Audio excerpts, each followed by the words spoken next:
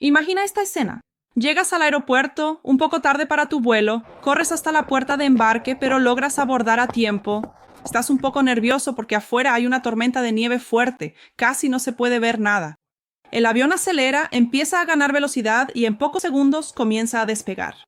Miras por la ventana y ves cómo la ciudad se va haciendo pequeña, pero de repente ves algo que te asusta. Por la ventana del avión se puede ver una carretera en una montaña cercana. Como eres un habitante local, conoces muy bien esa carretera. Y sabes que durante el invierno queda completamente cubierta de nieve y por eso permanece cerrada todo el tiempo al tráfico. Pero al mirar más de cerca ves un coche que está claramente atascado en el arcén de esa carretera, justo en medio de la montaña. Para empeorar las cosas, el conductor empieza a parpadear las luces en un ritmo continuo. Te das cuenta de que el hombre está escribiendo SOS en código Morse. Mira eso. La temperatura afuera es de menos 30 grados y sabes que ese conductor va a morir de hipotermia si queda atrapado toda la noche en esa carretera. Incluso con el avión despegando, te quitas el cinturón, te levantas y le haces señas a la azafata. Ella viene y le explicas lo que está pasando. Ella misma logra ver por la ventana el faro del auto parpadeando. Al final, ella corre hasta el comandante, quien avisa a las autoridades en tierra. Ellos logran enviar un equipo de rescate que consigue salvar a ese hombre a tiempo. Linda historia, ¿verdad, gente? Un hombre más afortunado del mundo, pero lo que nadie imaginaba era que ese rescate iba a ocultar un crimen horroroso que tardó 39 años en resolverse.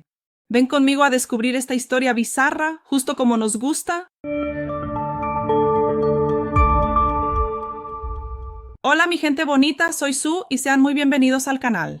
Si a ustedes, igual que a mí, les gustan las historias extrañas, crímenes reales, teorías de conspiración, curiosidades, cosas bizarras y locas, suscríbanse al canal, activen la campanita de notificaciones para no perderse nada, denle like, comenten, compartan, porque todo eso nos ayuda mucho aquí, ¿de acuerdo? Y vamos al video. Hoy vamos a Denver, Colorado, en Estados Unidos. Allí hay una región conocida como las Montañas Rocosas, que en traducción es Montañas Rocosas, con carreteras hermosas y que atrae a muchos turistas, principalmente en invierno, cuando todo queda cubierto de nieve. Una de esas carreteras súper turísticas se llama Guarnella Pass, pero cuando el invierno es realmente fuerte, la carretera es cerrada por las autoridades debido a la cantidad de nieve que se acumula y se vuelve difícil incluso para las máquinas quitanieves pasar por allí.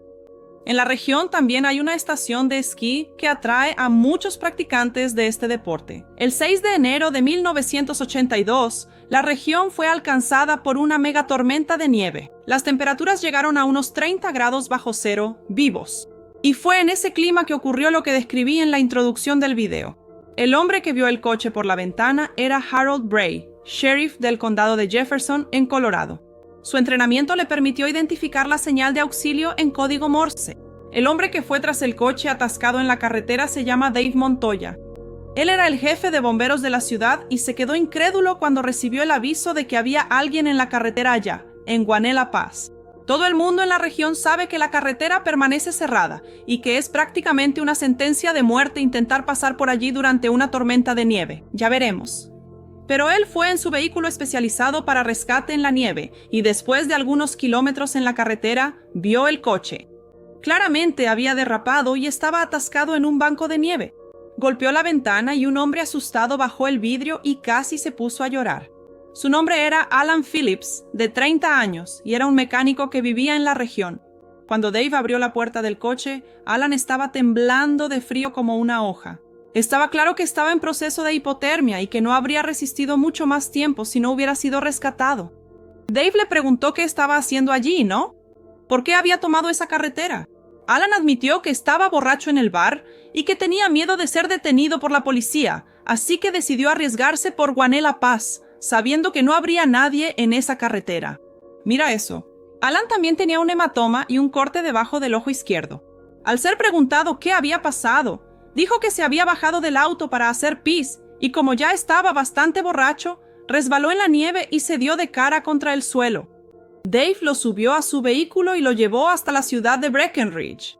Su historia de rescate milagroso salió en los periódicos y fue considerado el hombre más afortunado de ese invierno. Y es verdad, ¿no es así, mi gente?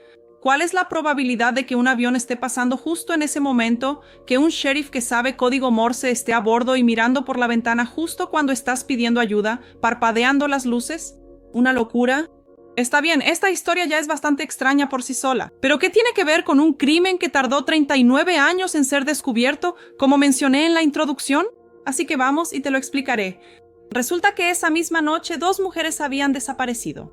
Eran mujeres jóvenes que trabajaban en la región. Alrededor de la ciudad de Breckenridge hay otros pueblos pequeños. Y es común que la gente que vive en estos pueblos viaje a Breckenridge todos los días para trabajar en la industria del turismo. Y el medio de transporte más común en la región era hacer autostop. Quizás hoy parezca una locura, pero estamos hablando del año 1982. Además, esa región era súper segura. Verás, era tan común recoger y dar paseos que ya era parte de la cultura de la gente de la región. De hecho, incluso se consideraba de mala educación pasar junto a alguien que estaba haciendo autostop en la calle. Bárbara Oppenhorser. Chicos, no sé cómo decir esto bien, no. Más conocida como Bobby Joe, tenía 29 años y vivía en la ciudad de Alma, que daba a 30 minutos de Breckenridge, con su esposo Jeff. Ella trabajaba como recepcionista en una inmobiliaria en Buckridge. Esa noche, Bob llamó a Jeff alrededor de las 6 de la tarde desde un bar de la ciudad llamado Village Pub para decirle que iba a celebrar un ascenso con sus compañeros y que después volvería haciendo autostop. Jeff dijo que estaba bien y terminó quedándose dormido en el sofá de la sala. Cerca de la medianoche, se despertó y vio que su esposa aún no había llegado. Se subió a su coche y fue al bar donde Bobby dijo que estaría. Allí se encontró con los compañeros de Bobby, pero todos dijeron que ella se quedó solo 1 hora y se fue a las 7 para tomar una carona y volver a casa. Jeff fue a la policía, pero los agentes le dijeron que tenía que esperar 24 horas para considerar a una persona desaparecida. Al fin y al cabo, ella era una adulta y podía haberse ido del bar con otra persona, ¿no? Es bueno saberlo. Jeff conocía muy bien a su esposa y sabía que algo andaba mal. Algo había pasado. Jeff volvió a casa y ya no pudo dormir. A la mañana siguiente, él recibió una llamada de un agricultor de la zona que conocía, diciendo que había encontrado una mochila con las pertenencias de Bob en la carretera frente a su propiedad. Parecía que alguien la había arrojado por la ventana de un coche en movimiento porque todo estaba esparcido por el suelo. Encontraron una mochila, la licencia de conducir y un guante de Bob que parecía estar manchado de sangre. Mira eso. Avisaron a las autoridades, que reunieron a algunos voluntarios y comenzaron a rastrear la zona de la carretera en busca de pistas. Tardaron un poco más, pero lamentablemente encontraron el cuerpo de Bob en un camino cercano. Ella estaba caída en el arcén, casi cubierta de nieve. Una de sus manos estaba atada y había recibido 2 disparos en el pecho. Cerca del cuerpo se encontró su llavero en forma de gancho que su esposo le había regalado. Además, cerca de su cuerpo había un solo calcetín naranja. Lo extraño es que ese calcetín no le pertenecía a ella. La otra persona que desapareció esa noche fue Annette Keishney, de 21 años. Ella vivía en Blue River, otra pequeña ciudad cerca de Breckenridge, y trabajaba en 2 empleos. Durante el día trabajaba como camarera en el Hotel Holiday Inn, y por la noche trabajaba como mesera en el Flipside Bar, en Breckenridge. Fue vista por última vez en Breckenridge alrededor de las 4:45 de la tarde, intentando hacer autostop para ir a casa a cambiarse antes de su turno nocturno en el bar. Pero no se presentó a trabajar y terminó siendo reportada como desaparecida. Sin embargo, ni ella ni su cuerpo fueron encontrados. El principal sospechoso del asesinato de Bob era su propio esposo, Jeff. Él no pudo comprobar su coartada de que se quedó en casa y durmió en el sofá después de que su esposa llamara avisando que iría al bar con los amigos del trabajo. Los policías también le preguntaron a Jeff si conocía a Annette, pero él lo negó. Jeff siempre se mostró servicial y colaboró con todo lo que la policía le pidió. Fue interrogado un montón de veces y nunca cayó en contradicciones. Cuando la policía le preguntó si aceptaría hacerse el polígrafo, conocido como detector de mentiras, él aceptó de inmediato y lo pasó sin dificultades. Los policías llegaron a interrogar a otros 10 sospechosos, pero no encontraron ninguna evidencia. Y el caso empezó a enfriarse. 6 meses después, un hombre iba a pescar a un arroyo de la región, que quedaba cerca de la carretera y terminó encontrando un cuerpo tirado cerca del río. Debido al frío, el cuerpo estaba bien conservado y la policía rápidamente lo identificó como el de Annette. Ella había recibido un disparo en la espalda y había evidencia de que fue obligada a hacer algo que no quería, si es que me entienden. Su ropa estaba mal puesta, como si se hubiera vestido a toda prisa, ¿saben? La teoría de la policía era que ella hizo autostop, pero el hombre la llevó a esa zona aislada y se aprovechó de ella. Después de terminar, ella se puso la ropa apresuradamente, abrió la puerta e intentó huir. Pero el hombre le disparó por la espalda y dejó el cuerpo tirado allí mismo. Al analizar la escena del crimen, los investigadores notaron que Annette solo tenía un calcetín puesto. El calcetín era naranja, exactamente igual al que se encontró cerca del cuerpo de Bob 6 meses antes. Los investigadores creen que la misma persona fue responsable de ambos crímenes. Él le dio una aventona a Annette primero, alrededor de las 5 de la tarde, y después de cometer los actos y el crimen no quedó satisfecho. Entonces regresó a Breckenridge, donde terminó dando una aventona a Bobby alrededor de las 7:30 de la noche. Bobby no había sido abusada sexualmente, pero el hecho de que tuviera sangre de otra persona en su guante y que solo una de sus manos estuviera atada indica que ella se resistió e intentó luchar contra el agresor. Quizás por eso fue ejecutada antes de que el hombre pudiera hacer lo que realmente quería hacerle. Ahora, ¿recuerdan que Jeff, el esposo de Bobby, había dicho que no conocía a Annette durante el interrogatorio meses atrás, verdad? Pues bien, las cosas se complicaron para él. Esto porque entre las pertenencias personales de Annette se encontró una tarjeta de trabajo de Jeff. Volvió a ser considerado el principal sospechoso, y esta vez de 2 homicidios y una violación. Fue llamado a declarar nuevamente y dijo que se había olvidado de que le había dado una aventona a Annette una vez en la vida, y que mientras conversaban en el coche, ella le preguntó sobre su trabajo, y que terminó dándole una tarjeta a ella. Muy sospechoso, ¿no? En aquella época no se podía hacer un examen de ADN como hoy en día. Lo máximo que se podía hacer era comparar los tipos de sangre de la mancha en el guante con los de los sospechosos. Por eso Jeff siguió siendo el principal sospechoso de los crímenes durante varios años, hasta que a principios de los años 2000, con el avance de la tecnología de ADN, comprobaron que la sangre en el guante de la esposa no pertenecía a Jeff, sino a otro hombre aún no identificado. Imagínate vivir 2 décadas siendo acusado injustamente por la muerte de tu esposa y de otra mujer. Aunque nunca fue acusado formalmente por la policía por falta de pruebas, todo el mundo en la ciudad conocía la historia y él terminó quedando aislado de la sociedad por un buen tiempo. Mira esto. Durante ese periodo, más de 100 hombres fueron investigados. Lo más cerca que estuvieron de una solución fue un taxista que estaba preso por haber agredido a una pasajera. Le contó a su compañero de celda que había matado a 2 mujeres que le pidieron un aventón años atrás y que se había salido con la suya, que nunca lo habían descubierto. Pero al hacerle la prueba de ADN, también se comprobó que ese taxista no estaba involucrado en este caso. Tal vez realmente haya matado a otras 2 mujeres, pero no fueron Bob y Annette. El caso volvió a caer en el olvido hasta que en 2021, un investigador privado contratado por la familia de Annette, llamado Charlie McCormick, finalmente consiguió una pista. Este investigador había estado siguiendo el caso desde el principio y nunca se rindió. Después de no poder ayudar a la familia años atrás, empezó a cobrar solo $1 al año para mantener el permiso de la familia y poder continuar con la investigación.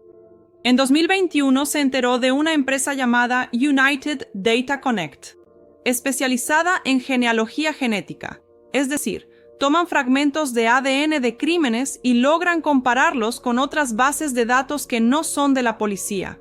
Con eso, concluyeron que aquella sangre en el guante de Bob podría pertenecer a un hombre que vivía en esa región, y ustedes ya deben estar imaginando quién debe ser ese hombre, ¿verdad? Así es, mi gente. Era Alan Phillips, un hombre que fue rescatado en aquella nevada allá en Guanella Pass. Miren eso.